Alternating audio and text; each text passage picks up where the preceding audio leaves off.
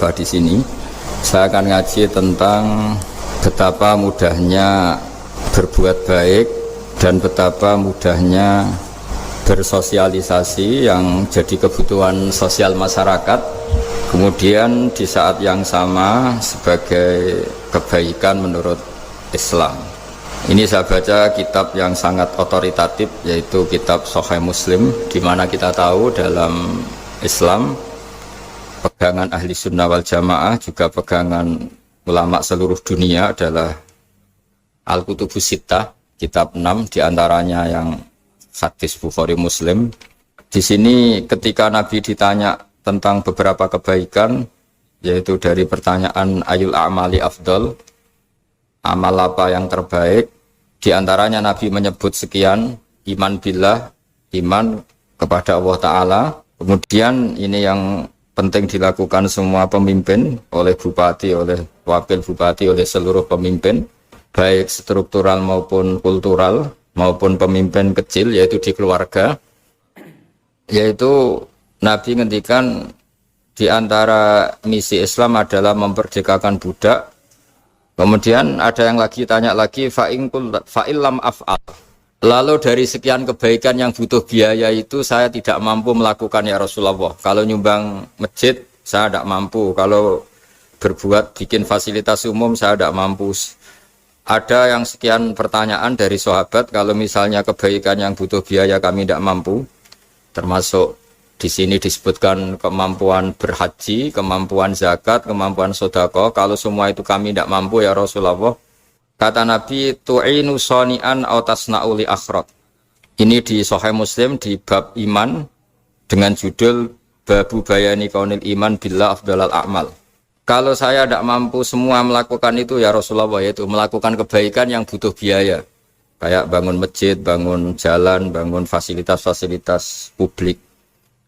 Tu'inu soni'an aw tasna'u li akhirat. Tu'inu nulungi sira soni'an ing wong sing ahli sun'ah, ahli kreatif atau ahli, kalau orang sekarang itu bilang dia pekerja. Dia pekerja rumahan atau production house atau apa saja. Aw tasna'u li akhirat. Atau kamu membantu orang yang tidak punya pekerjaan. Terus sahabat masih tanya, aro'aita indo'iftu an ba'dil amal. Kalau semua kebaikan aktif saya tidak mampu melakukan ya Rasulullah, kebaikan menolong orang lain, kebaikan yang bersifat aktif.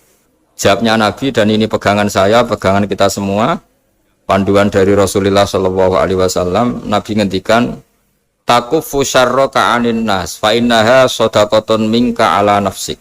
Ya, saya ulang lagi, takufu syarroka anin nas fa innaha sodaqatun minka ala nafsik. Kamu dalam berislam cukup menjaga supaya kejelekan kamu tidak punya imbas pada orang lain. Ya, ini penting dalam Islam. Jadi kalau tidak bisa berbuat baik, potensi keburukan kita jangan sampai menimpa orang lain.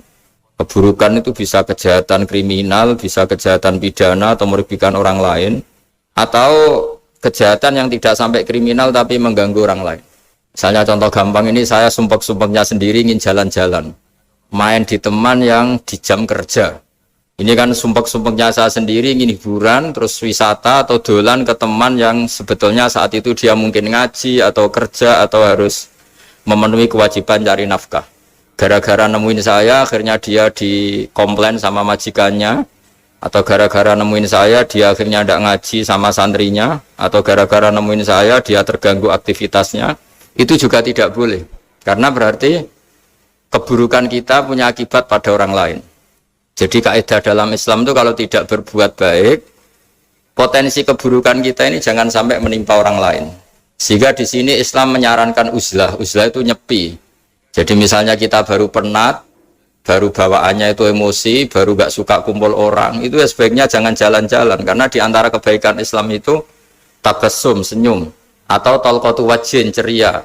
Tapi karena kita mungkin jatuh kredit, jatuh hutang, atau punya masalah keluarga, sehingga bawaan kita itu emosi. Nah, dalam seperti ini sebaiknya uzlah, menutup diri. Sehingga kata Rasulullah SAW, dalam zaman akhir di antara kebaikan itu kamu meninggalkan manusia aktivitasnya, kemudian watadaun nas min syarrik, kamu meninggalkan manusia supaya enggak kena keburukan kamu.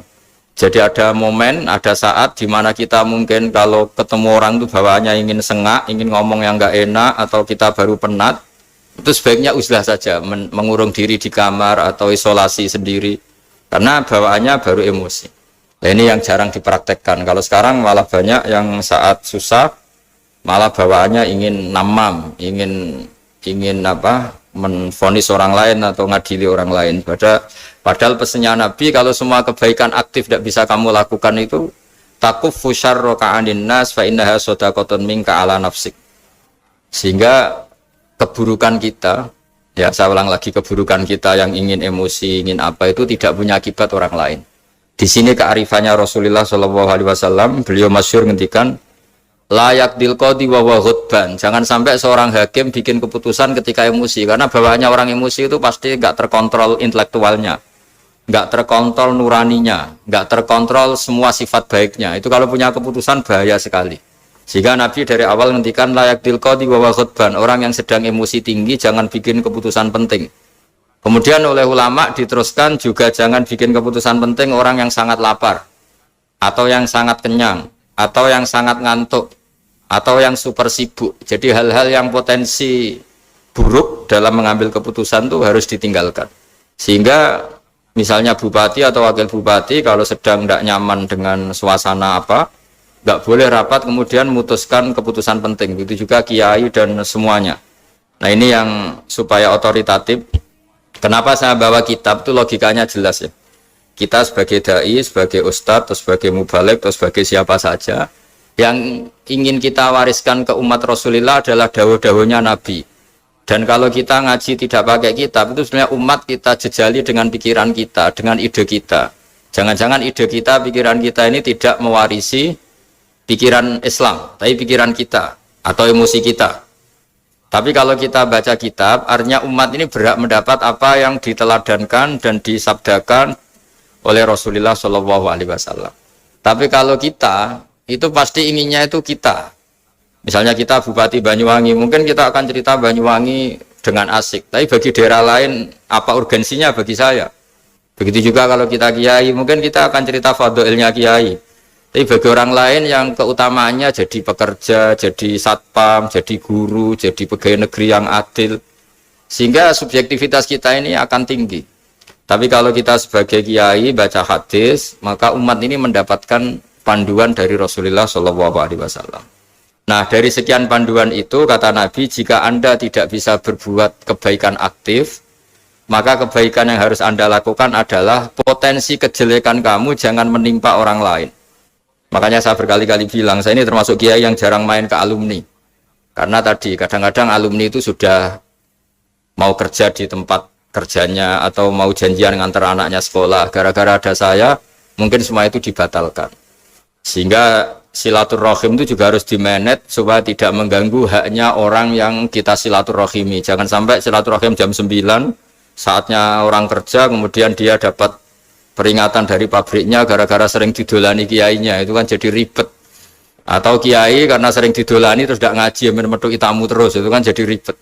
Apapun itu, sehingga orang itu harus berpikir perilakunya itu tidak punya akibat la doror wa la diror. Jangan mengganggu dirinya, juga jangan mengganggu orang lain. Ini oleh Nabi disebut takuffu syarra ka'adin nas fa innaha shadaqatun minka ala nafsik. Sifat buruk kamu itu harus dijaga supaya tidak menimpa orang lain, dan itu berarti menjadi sedekah kamu atau amal kamu pada diri kamu sendiri. Jadi ini penting dimaklumatkan ke semua kita bahwa saat kita tidak bisa berbuat baik aktif, misalnya nggak bisa sedekah, nggak bisa menolong orang, setidaknya keburukan kita tidak menimpa orang lain. Nah, termasuk keburukan yang terselubung adalah kita punya pikiran yang menurut kita ini hebat, tapi bagi orang lain mungkin bahaya. Misalnya kita punya pikiran ingin jadi orang kaya raya yang dermawan. Itu artinya kan pikiran baik karena ingin jadi dermawan. Tapi artinya bayangkan orang lain tuh miskin semua butuh derma kamu. Mana mau orang lain kamu bayangkan miskin butuh derma kamu. Orang lain juga bayangkan dirinya kaya gak butuh derma kamu. Itu namanya kebaikan yang subjektif. Kamu ingin jadi kiai yang ngajarin orang banyak. Oke, itu baik. Tapi kan berarti kamu bayangkan orang lain gak bisa ngaji, terus kamu saja yang bisa ngaji, sehingga kamu yang ngajarin. Ya sudahlah, kebaikan itu udah usah muluk-muluk seperti itu. Jadi apa yang ditakdirkan kita jadi bupati ya jadi yang baik, menolong pekerja-pekerja yang baik. Saya kemarin diceritain banyak oleh Mas Anas aktivitas Pemda Banyuwangi yang menolong banyak orang, juga masyarakat juga saling menolong dan seterusnya dan terusnya. Jadi ini jelas maksud saya supaya bupati dan semuanya pemimpin melakukan kebaikan itu berdasar panduan dari Rasulullah SAW, di mana di antara aturan yang dianjurkan beliau adalah aktivitas kita sebagai manusia adalah tu'inu soni'an au tasna'uli akhrak. Ya, saya ulang lagi, saya ulang teks hadisnya secara lengkap supaya dapat berkahnya Rasulullah SAW. Ada beberapa pertanyaan dari sahabat, ya Rasulullah, jika saya tidak bisa berbuat baik yang berbiaya atau tidak bisa berbuat baik yang aktif, apa yang saya harus lakukan? Nabi ngendikan tu'inu shani'an au tasna'uli akhra. Kamu membantu orang yang bekerja atau kreatif, orang-orang yang kreatif atau pekerja apa saja kamu bantu, dan bantu orang yang tidak punya pekerjaan. Terus ditanya lagi, qultu ya Rasulullah ara'aita in du'iftu an ba'dil amal. Bagaimana kalau itu pun saya tidak bisa ya Rasulullah? Terus Nabi ngendikan tafuqifu syarraka anin nas fa innaha shadaqatun minka ala nafsik. Yang penting keburukan kamu tidak menimpa ke orang lain, dan itu bagian dari sedekah kamu. Nah, perlu saya ingatkan ke semua kita lah. Makanya pentingnya membaca umat Islam dengan ilmu usul fikih. Saya berkali-kali bilang. Garam ruqyah. Anda merasa lemas, mudah marah, atau sering sakit, malas ibadah, rezeki seret, suka menyendiri, mudah emosi, susah dapat jodoh, tidak bisa tidur, wajah kusam, sering mimpi buruk, sakit kepala, banyak. Pentingnya membaca umat Islam dengan ilmu usul fikih. Saya berkali-kali bilang. Jika ada seseorang tidur, itu jangan kamu baca sebagai tidur yang meninggalkan tahajud, meninggalkan sholat qiyamul lail, meninggalkan wiridan di malam hari. Tapi juga bacalah saat itu dia tidak dugem, tidak maksiat, tidak narkoba. Sehingga barokahnya ilmu itu ada respek pada umat Islam yang tidur. Karena tidur itu juga ada fungsi meninggalkan sekian maksiat, sekian kriminalitas. Tapi kalau kita kulino tidak baca dengan ilmu, maka melihat orang tidur itu ya kayak meninggalkan tahajud, meninggalkan wiridan, meninggalkan qiyamul lail, sehingga bawaannya kita ini akan kurang respect. Tapi kalau kita membacanya dengan ilmu, orang yang tidur di malam hari, maksudnya ya sudah sholat isya, itu ada sekian potensi maksiat yang dia tinggalkan. Dia tidak ngerasani orang, tidak adu-adu orang di medsos, dia tidak dugem, tidak meninggalkan. Pokoknya ada sekian kebaikan dalam saat tidur itu. Ini barokahnya ilmu. Tanpa ilmu kita tidak bisa respect seperti ini. Karena bawaannya akan, oh ini malam-malam tidak tahajud, tidak wiridan, tidak apa. Tapi kalau kita dengan ilmu, itu akan membaca dengan tidur, artinya orang tidak maksiat, tidak dugem, tidak ngerasanin orang, tidak ngata-ngatain orang. Nah di sini Sadaqallahul Azim ketika ngendikan wa min ayatihi manamukum billaili wan nahar. Termasuk ayat Allah itu orang tidur. Maksudnya tidur yang dengan dimaknai positif tadi, bisa istirahat, bisa meninggalkan maksiat, bisa apa-apa. Nah ini di sini hebatnya Rasulullah SAW ketika beliau memandu kebaikan. Di antara kebaikan itu apa? Takufu syarroka anin nas fa innaha shadaqatun minka ala nafsik.